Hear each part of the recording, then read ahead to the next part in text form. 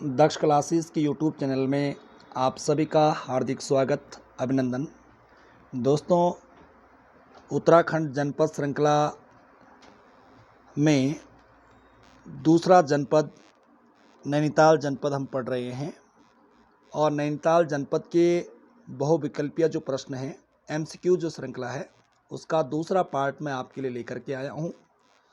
पिछला पार्ट हम कल देख चुके हैं और जिन्होंने पिछला पार्ट नहीं देखा है वो एक बार पिछले पार्ट को देख करके अगले पार्ट की ओर आगे बढ़ें। चलिए शुरू करते हैं। नैनीताल जनपद का दूसरा पार्ट का पहला प्रश्न आपकी स्क्रीन पर। पहला प्रश्न, उत्तराखंड मुक्त विश्वविद्यालय हल्द्वानी की स्थापना कब हुई थी? उत्तराखंड मुक्त विश्वविद्यालय हल्द्वानी की स्थापना कब हुई थी? पहला ऑप्शन है 31 अक्टूबर 2001, दूसरा है 31 अक्टूबर 2002 और तीसरा है 31 अक्टूबर 2004 और चौथा है 31 अक्टूबर 2005। इसका सही आंसर हो जाएगा 31 अक्टूबर 2005। उत्तराखंड मुक्त विश्वविद्यालय की स्थापना हुई थी कहाँ? हल्द्वानी में। 31 अक्टूबर 2005 को उत्तराखंड मुक्त विश्वविद्यालय की स्थापना कहाँ हुई थी? हल्द्वानी में। ठीक है जी, ध्यान आपको क्या रखना है, डेट याद रखनी है 31 अक्टूबर 2005 को। और इसी के साथ ध्यान ये भी रखना है कि विश्व की पहली जो ओपन यूनिवर्सिटी है, यानी विश्व का पहला जो मुक्त विश्वविद्यालय है, ये कहाँ किस देश में खुला था? तो इंग्लैंड में। विश्व का पहला मुक्त विश्वविद्यालय कहाँ पर है? इंग्लैंड में। और भारत का पहला मुक्त विश्वविद्यालय कहाँ है? हैदराबाद में। ठीक है जी। और उत्तराखंड का मुक्त विश्वविद्यालय कहाँ है? हल्द्वानी में है। और हल्द्वानी में इसकी स्थापना कब हुई? 31 अक्टूबर 2005। चलो दूसरा प्रश्न देखेंगे आप। सूर्यास्त अनुपम दृश्य के लिए हनुमानगढ़ी विख्यात हनुमानगढ़ी है, यानी जो सूर्यास्त के समय जो अनुपम दृश्य होता है उसके लिए विख्यात है हनुमानगढ़ी। और बताना ये है कि जो ये हनुमानगढ़ी नामक स्थान है ये उत्तराखंड के किस जिले में है? अल्मोड़ा में, नैनीताल में, चमोली में और रुद्रप्रयाग में। इसका सही आंसर हो जाएगा क्या? नैनीताल में। हनुमानगढ़ी किस जिले में है? नैनीताल जिले में है। और सूर्यास्त के समय में जो अनुपम दृश्य यहाँ पर दिखाई देता है उसके लिए काफ़ी फेमस है हनुमानगढ़ी। ठीक है, चलिए आगे तीसरा प्रश्न देखना। नंदौर वन्यजीव विहार, नंदौर जो वन्यजीव विहार है, नंदौर वन्यजीव विहार नैनीताल की स्थापना कब की गई? देखो, पहली बात तो ये जानना है कि नंदौर वन्यजीव जो विहार है ये नैनीताल के साथ साथ कहाँ है? चंपावत में भी है। और प्रश्न पूछा हुआ है कि नंदौर वन्यजीव विहार नैनीताल की स्थापना कब की गई? दिसंबर 2012, सितंबर 2012, जून 2012 और अक्टूबर 2012। तो तीसरे का सही आंसर क्या हो जाएगा? तीसरे का सही आंसर हो जाएगा पहला वाला, दिसंबर 2012। दिसंबर 2012 में नंदौर वन्यजीव विहार की स्थापना हुई थी। और नंदौर वन्यजीव जो विहार है, अभयारण्य है, ये नैनीताल और चंपावत में फैला हुआ है। नंदौर नदी इसके आसपास बहती है, इसीलिए नंदौर नदी के नाम पर इसका नामकरण हुआ है। और स्थापना कब हुई? दिसंबर 2012 में। आगे बढ़ते हैं। चौथा प्रश्न है, किस वर्ष भुआली में गढ़ कप्तानी बंगला बनाया गया? भुआली में जो गढ़ कप्तानी बंगला है ये कब बनाया गया है? 1883 में, 1885 में, 1887 में और 1889 में। तो इसका सही आंसर हो जाएगा चौथे का 1885 में। 1885 में भुआली में गढ़ कप्तानी बंगला जो है बनाया गया था। आगे देखना आप पांचवा प्रश्न, कालाढूंगी किस नदी के किनारे पर बसा है? क्षिप्रा नदी के तट पर, गोला नदी के तट पर, कोसी नदी के तट पर और चौथा है बोर नदी के तट पर। तो कालाढूंगी, नैनीताल जनपद का जो कालाढूंगी है ये किस नदी के तट पर है? आंसर होगा हमारा चौथा वाला, बोर नदी के तट पर। कालाढूंगी किस नदी के तट पर है? बोर नदी के तट पर है। चलो आगे बढ़ो।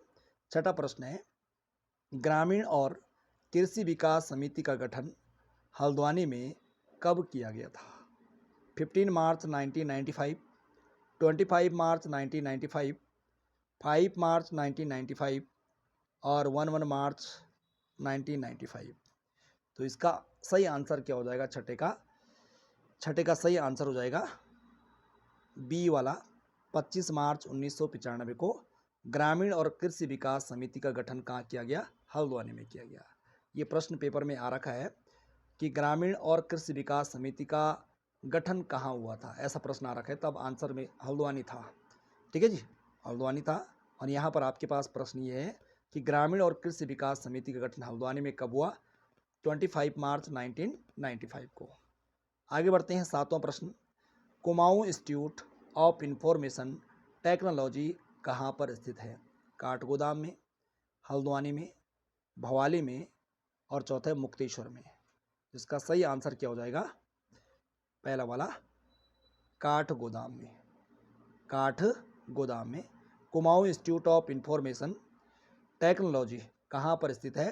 तो हमारा आंसर क्या हो जाएगा? काठगोदाम में। ठीक है जी, चलिए आगे बढ़ते हैं। ठीक है जी, गढ़वाल का प्रवेश द्वार किसे बोलते हैं? कोट द्वार। और कुमाऊं का प्रवेश द्वार कौन है भाई? काठगोदाम। चलो आगे बढ़ते हैं। 8वां प्रश्न देखना आप। उत्तराखंड विद्यालयी शिक्षा परिषद का गठन कहाँ हुआ था? भवाली में, लाल कुआं में, रामनगर में और कालाडूंगी में। तो सही आंसर आपको क्या करना है? रामनगर में। उत्तराखंड विद्यालयी जो शिक्षा परिषद है ये कहाँ है? रामनगर में। और उत्तराखंड माध्यमिक जो शिक्षा परिषद है ये कहाँ है? देहरादून में। और उत्तराखंड उच्च शिक्षा जो निदेशालय है ये कहाँ है? हल्द्वानी में। चलिए आगे बढ़ते हैं। 9वां प्रश्न आपकी स्क्रीन पर है। 9वां प्रश्न देखना आप। The grand old man of Haldwani के नाम से कौन प्रसिद्ध है? अनूप शाह, अनूप जलोटा, बचीराम आर्य, रामलाल शाह। तो सही आंसर क्या हो जाएगा? चौथा, रामलाल शाह। रामलाल शाह। 10वां प्रश्न देखना। हल्द्वानी नगर निगम कब बनाया गया? 11 मई 2011, 11 अप्रैल 2011, 22 मई 2011 और 22 अप्रैल 2011। तो 10वां प्रश्न का सही आंसर क्या हो जाएगा? सही आंसर हो जाएगा सी वाला, 22 मई 2011 को हल्द्वानी नगर निगम बनाया गया। और हल्द्वानी जो नगर निगम है ये राज्य का तीसरा बड़ा नगर निगम है। पहला बड़ा नगर निगम कौन सा है? देहरादून। दूसरा कौन सा है? हरिद्वार। और तीसरा कौन सा है? हल्द्वानी। चलिए आगे बढ़ते हैं। 11वां प्रश्न है, निम्नलिखित में से कौन सा प्रपात या झरना नैनीताल जनपद में स्थित नहीं है? वुडलैंड वाटरफॉल, सुभाष धारा, लाडूयागढ़, टाइगर जलप्रपात। बताना क्या है कि नैनीताल जनपद में नहीं है जो। तो 4 विकल्पों में से कौन सा ऐसा विकल्प है, कौन सा ऐसा जलप्रपात है जो नैनीताल जिले में नहीं है? बहुत सिंपल सा आपको दिख रहा होगा, टाइगर जलप्रपात। ये टाइगर जो फॉल है, टाइगर वाटर जो फॉल है, टाइगर जलप्रपात है, ये देहरादून के चक्रोता में है। बाकी तीनों के तीनों जो ये आप देख रहे हैं ये कहाँ हैं? नैनीताल जिले में ही हैं। चलिए अगले प्रश्न की ओर बढ़ते हैं। 12वां प्रश्न है, नाहन पर्वत श्रृंखला कहाँ स्थित है? नाहन पर्वत श्रृंखला कहाँ स्थित है? नाहन पर्वत श्रृंखला कहाँ है भाई? हल्द्वानी में है कि नैनीताल में कि रामनगर में कि मुक्तेश्वर में? तो सही आंसर क्या हो जाएगा? हल्द्वानी। नाहन पर्वत श्रृंखला किस जिले में है? तो नैनीताल जिले में है। और नैनीताल में कहाँ, किस नगर में है, किस महानगर निगम में है? महानगर में है, तो हल्द्वानी में है। और हल्द्वानी किस नदी के तट पर है? गोला नदी के तट पर है। ठीक है जी, हल्द्वानी की जीवन रेखा किसे कहा जाता है? गोला नदी को कहते हैं। और नाहन पर्वत श्रृंखला कहाँ है? हल्द्वानी में है। चलिए आगे बढ़ते हैं। 13वां प्रश्न देखना। निम्नलिखित में से किस नदी का उद्गम क्षेत्र गर्म पानी है? गौला नदी का, देवा नदी का, दाबका नदी का, कोयराला नदी का? तो 13वां का सही आंसर हो जाएगा दाबका नदी। जो गर्म पानी क्षेत्र है, गर्म पानी, ये गर्म पानी नैनीताल जनपद में पड़ता है। और इसी गर्म पानी से जो है कौन सी नदी निकलती है? दाबका नदी। तो कौन सी नदी, किस नदी का उद्गम निम्न में से गर्म पानी से होता है? तो आंसर क्या हो जाएगा? दाबका नदी हो जाएगा। 14 प्रश्न देखना, निम्नलिखित नैनीताल को हिल स्टेशन का दर्जा कब मिला है? नैनीताल को हिल स्टेशन का दर्जा कब मिला? 1991 में, 1992 में, 1980 में, 1996 में। सही आंसर क्या हो जाएगा? 14 का सही आंसर हो जाएगा 1996 में। क्या हो जाएगा सही आंसर? 1996 में। चलिए आगे बढ़ते हैं। अगला प्रश्न है, हैड़ा खान किस नदी के तट पर स्थित है? कोसी नदी के तट पर, गोला नदी के तट पर, बोर नदी के तट पर, या छिपरा नदी के तट पर? तो यहाँ पर सही आंसर क्या हो जाएगा? सही आंसर हो जाएगा जी 15वां का बी, गोला नदी के तट पर। याद रखना आप, एक हैड़ा खान जगह यहाँ नैनीताल में है और एक हैड़ा खान आश्रम जो है कहाँ है? अल्मोड़ा में भी है। तो नैनीताल में जो हैड़ा खान है ये किस नदी के तट पर है? गोला नदी के तट पर है।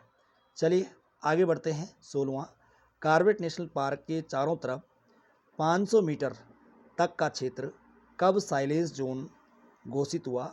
अप्रैल 2010 में, अप्रैल 2011 में, अप्रैल 2012 में, अप्रैल 2013 में? तो इसका सही आंसर हो जाएगा अप्रैल 2013 में। अप्रैल 2013 में, अप्रैल 2013 में कॉर्बेट नेशनल पार्क के चारों तरफ 500 मीटर तक का क्षेत्र साइलेज जोन घोषित कर दिया गया। कब घोषित किया गया? अप्रैल 2013 में। तो 16वां का सही आंसर क्या हो जाएगा? चौथा वाला, अप्रैल 2013 में। चलिए आगे बढ़ते हैं अगले प्रश्न की ओर। सरोवर नगरी व झीलों की नगरी, सरोवर नगरी व झीलों की नगरी नैनीताल के किस सरोवर नगरी व झील नगरी नैनीताल की खोज कब की गई? कब की गई? सिंपल सा प्रश्न है। 1841 में। किसके द्वारा? पी बैरन के द्वारा। आगे बढ़ते हैं। किस झील के पश्चिम में देवपाटा व दक्षिण में आयरपाटा नामक चोटी है? देवरिया ताल, नैना झील, नौकुचिया ताल और हेमकुंड? तो सही आंसर क्या हो जाएगा इसका? नैना झील। नैना झील के पश्चिम में देवपाटा पहाड़ है और दक्षिण में आयरपाटा नामक पर्वत चोटी है। ठीक है जी। तो आगे बढ़ते हैं। 19वां प्रश्न देखना। 19वां प्रश्न है, निम्नलिखित में से किस व्यक्ति द्वारा नैना देवी मंदिर बनाया गया था? श्याम सिंह के द्वारा, माधव आशीष के द्वारा, मोतीराम शाह द्वारा, स्वामी सत्यदेव द्वारा? इसका सही आंसर क्या हो जाएगा? सही आंसर हो जाएगा मोतीराम शाह द्वारा। मोतीराम शाह जी ने प्राचीन नैना देवी का जो मंदिर बनाया था, कब बनाया था? 1842 में। पिछली वीडियो में भी शायद ये प्रश्न हो चुका है। और यहाँ पर दूसरा देखो आप, माधव आशीष, इसके बारे में प्रश्न बार बार आता रहता है कि माधव आशीष को किस नाम से जाना जाता है? तो याद रखना, अंग्रेज संत। ये प्रश्न बहुत बार आता है कि अंग्रेज संत के नाम से किसे जाना जाता है? माधव आशीष। और प्राचीन नैना देवी का जो मंदिर बनाया था ये किसके द्वारा बनाया गया? मोतीराम शाह द्वारा। ठीक है। चलिए आगे बढ़ते हैं। 20वां प्रश्न देखना। कौन सा जनपद छकाता परगने के अंतर्गत आता है? यानी कौन सा जनपद ऐसा है जो छकाता परगना के अंतर्गत आता है? नैनीताल जनपद, रुद्रप्रयाग, देहरादून, उत्तरकाशी? इसका सही आंसर क्या हो जाएगा? नैनीताल। आपने देखा होगा कि नैनीताल का जो भीमताल वाला क्षेत्र है उसे गोरख काल में छकाता गढ़ी के नाम से भी जाना जाता था। तो कौन सा जनपद छकाता परगने के अंतर्गत आता है? तो हमारा आंसर क्या हो जाएगा? यहाँ पर विकल्पों के हिसाब से आंसर आ जाएगा नैनीताल। आगे देखना 21वां प्रश्न। मुरादाबाद से काशीपुर होते हुए रामनगर तक रेलवे लाइन कब बनाई गई थी? 1884 में, 1958 में, 1984 में, 1897 में? तो इसका सही आंसर आ जाएगा 1897 में, 1897 में। ठीक है जी। और रेलवे लाइन की जब हम बात करते हैं तो उत्तराखंड का पहला जो रेलवे स्टेशन है वो कौन सा है? Kathgodam railway station. और उत्तराखंड में सबसे पहले जो रेल आई थी वो काठगोदाम रेलवे स्टेशन पर ही आई थी। 24 अप्रैल कब आई थी? 24 अप्रैल 1884 को। 24 अप्रैल 1884 को सबसे पहले उत्तराखंड में रेल आई थी और उस रेल का नाम क्या था? अवध तिरहुत मेल। क्या नाम है? अवध तिरहुत मेल, अवध तिरहुत मेल की रेलगाड़ी, अवध तिरहुत मेल की जो रेलगाड़ी है, अवध तिरहुत मेल की मेल नाम की जो रेलगाड़ी है, ये सबसे पहले कहाँ आई थी? काठगोदाम रेलवे स्टेशन पर आई थी। कब आई थी? 24 अप्रैल 1884 को। ठीक है जी। तो चलिए शुरू करते हैं। और कहाँ से आई थी? लखनऊ से आई थी। अवध किसका नाम है? लखनऊ का नाम है। और मगध बिहार का। चलो आगे बढ़ते हैं। 21 प्रश्न हो गए। 22वें प्रश्न की ओर आगे बढ़ते हैं। किस पशु रोग के टीके का आविष्कार भारतीय पशु चिकित्सा शोध संस्थान मुक्तेश्वर ने किया था? बहुत बढ़िया प्रश्न है। रानीखेत, रिंडरपेस्ट, ए और बी दोनों, और इनमें से कोई नहीं। ध्यान रखना आपको।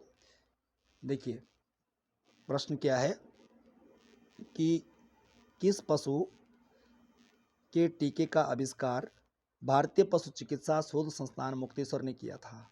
रानीखेत, रिंडरपेस्ट, ए बी दोनों, और कोई नहीं। तो इसका सही आंसर हो जाएगा ए और बी दोनों।